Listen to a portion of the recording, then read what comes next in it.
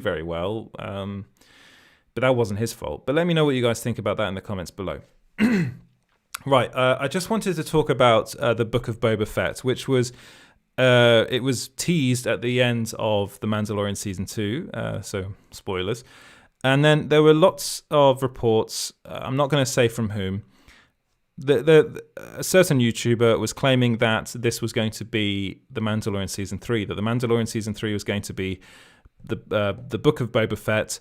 And the reason being is basically confirming their scoop that Pedro Pascal had issues on the set of The Mandalorian Season 2 and wanted to film more out of his mask, and then basically they've got rid of him. That's not the case. So I was told by my sources that Lucasfilm's The Book of Boba Fett will be 4 episodes long and will not be The Mandalorian Season 3. There'll be a mini-series, a limited series of 4 episodes, was what I was told. And then this was basically confirmed by Jon Favreau, who was on Good Morning America. And he revealed 2 things. He revealed that it's not going to be The Mandalorian Season 3, that it's going to be coming out in December 2021. It's in production as we speak. I think it's almost going to wrap. It's almost close to wrapping. And that they're also going to have Robert Rodriguez as an executive producer. So that's Jon Favreau, Dave Filoni, and Robert Rodriguez are going to be producing the show together, or are producing the show together, which is kind of makes sense because Robert Rodriguez directed the episode The Tragedy, in which we really saw Boba Fett. Like, for the first time, he was just brutal in the way he fought. And I really do believe that Robert Rodriguez just understands that character pretty well and wants to do a lot more with him. Interestingly enough, Robert Rodriguez was a last-minute addition to the series. He wasn't originally supposed to direct that episode. He's a close friend of Jon Favreau's, and Favreau asked if he could help them out and direct that episode. Turned out to be a just perfect kind of, union. And he's doing more of Boba Fett stuff, which I think is great. I think that's really good. But I just wanted to put it out there that I said this the minute after The Mandalorian Season 2 ended, that post-credit scene. I was like, well, this is clearly, it's a spin-off. That's what it is. And The Mandalorian Season 3, I believe Bo-Katan will end up being the main villain of that. There was a lot said about what happened at the end of the Mandalorian and why Bo-Katan couldn't accept the Darksaber from Din, who just beaten Moff Gideon. I'm going into major spoilers. I'm sorry. It's been a couple of days now. If you haven't watched it, then what are you doing? But basically people were like, well, it's a bit weird because she accepted it from Sabine Wren in Star Wars Rebels, which is, yes, that is the case. She did accept it from Sabine Wren. So why can't she accept it now? Is this a retcon, or is this something more? I honestly think it's something more because Dave Filoni was the creator of Star Wars Rebels. He of course knows that Bo-Katan accepted the Darksaber from Sabine Wren. What we don't know is what happened in between that point and the point of Moff Gideon getting the Darksaber. So I said it's rumored. It's a theory of mine. I have asked some people about this, and they have said that that she'll be a villain to a certain extent. So what I think is going to happen is that there's going to be an altercation between Din and Bo-Katan.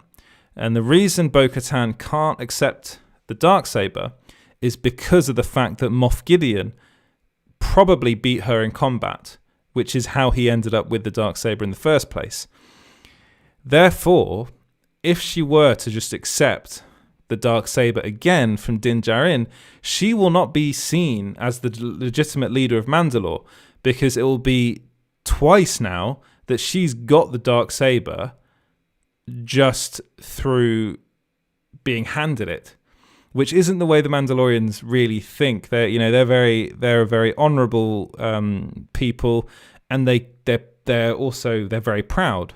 And they're very, very much into combat, and that's what they're all about. They're kind of a warrior race, really, of people.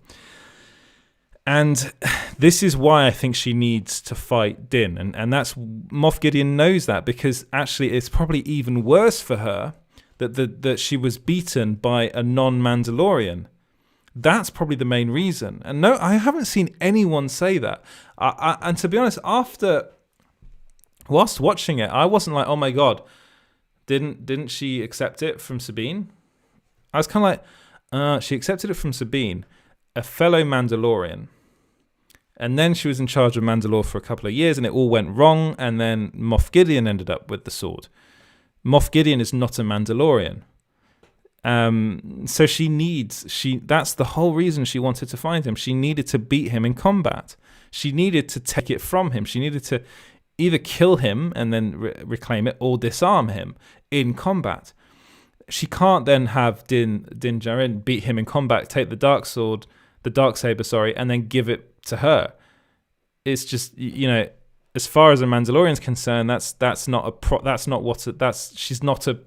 she wouldn't be a feasible leader for Mandalore.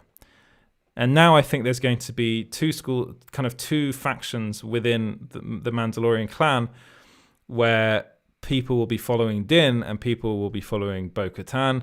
And Bo-Katan, she'll probably make it her business to track down Din and beat him in combat for the Darksaber. Also, there's the added fact that Din Djarin kind of comes from basically a cult within like a Mandalorian cult. He didn't know that, but he is.